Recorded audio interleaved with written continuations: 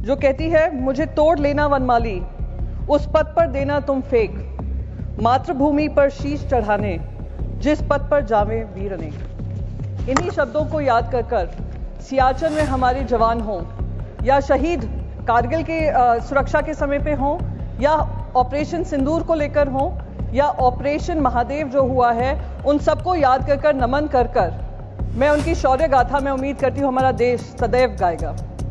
साथ ही साथ मैं उन सारे परिवारजनों को श्रद्धांजलि व्यक्त करना चाहूँगी जिनकी जानें वो पहलगाम में गई, आतंकी हमले में गई, पाकिस्तान स्पॉन्सर्ड आतंकी हमले में गई, और वो अभी भी उम्मीद कर रहे हैं कि हर तरीके से ऑपरेशन सिंदूर, जो कल खुद प्रधानमंत्री जी ने कहा कि ऑपरेशन सिंदूर अभी भी जारी है, उस ऑपरेशन सिंदूर के तहत उनको हर पैमाने पे न्याय मिलेगा और नापाक हरकतें जो पाकिस्तान से होती हैं उसको ख़त्म करने का काम हमारी वीर सेना करेगी।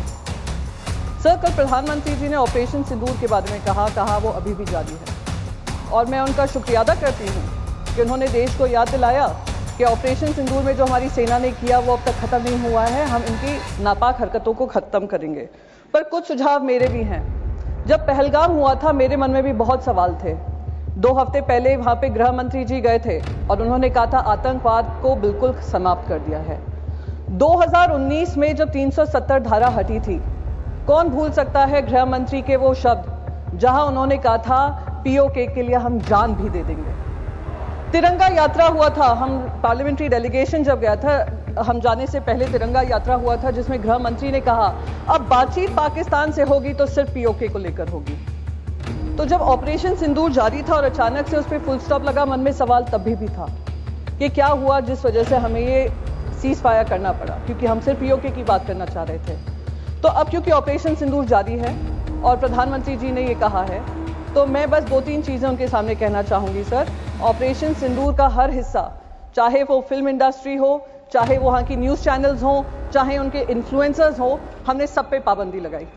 सर, अब समय आ गया है कि क्रिकेट पर भी पाबंदी लगनी चाहिए। सर, हमारे विदेश मंत्री ने कहा कि मैं गर्व होता है इस बात का कि मैं उस पार्लियामेंट्री डेलीगेशन में शामिल थी जिसकी जिम्मेदारी मुझे सरकार ने दी थी। हम 33 देशों में गए। हमें वित्त मंत्री मिनिस्टर ऑफ एक्सटर्नल अफेयर्स कह रहे थे करीब 100 देशों से बातचीत हुई। मैं तो कह रही हूँ गृह मंत्री जी से, सर आपको बहुत जगह फ़ोन करने की ज़रूरत नहीं पड़ेगी, एक इंटरकॉम पे ही फ़ोन कर लेंगे। आईसीसी के चेयरमैन को अगर आप कह देंगे कि ये इंडिया पाकिस्तान मैच नहीं हो सकता तो नहीं होगा, ये हमारे ऑपरेशन सिंदूर की कामयाबी होगी। सर, हम जो 26 महिलाएं जो विधवा हुई वो उनके मुंह, हम उनके मुंह पे जाकर कहेंगे कि हमें वो इंडिया पाकिस्तान मैच खेलना है, हम पैसा कमाना चाहते हैं, पैसे के ऊपर आपका परिवार नहीं है। तो मैं बस यही रिक्वेस्ट करूंगी, एक ऑपरेशन सिंदूर वो होना चाहिए।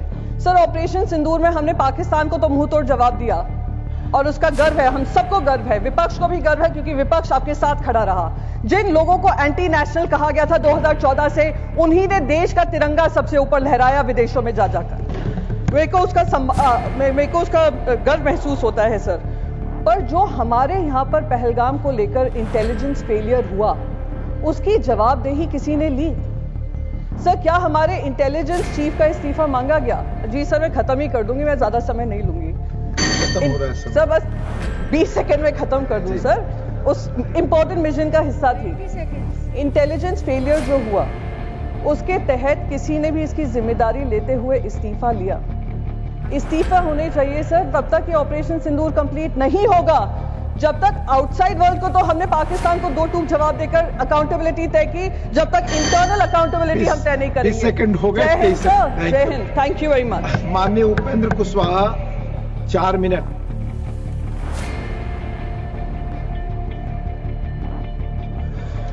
समय बहुत कम है और बहुत सारी बातें कल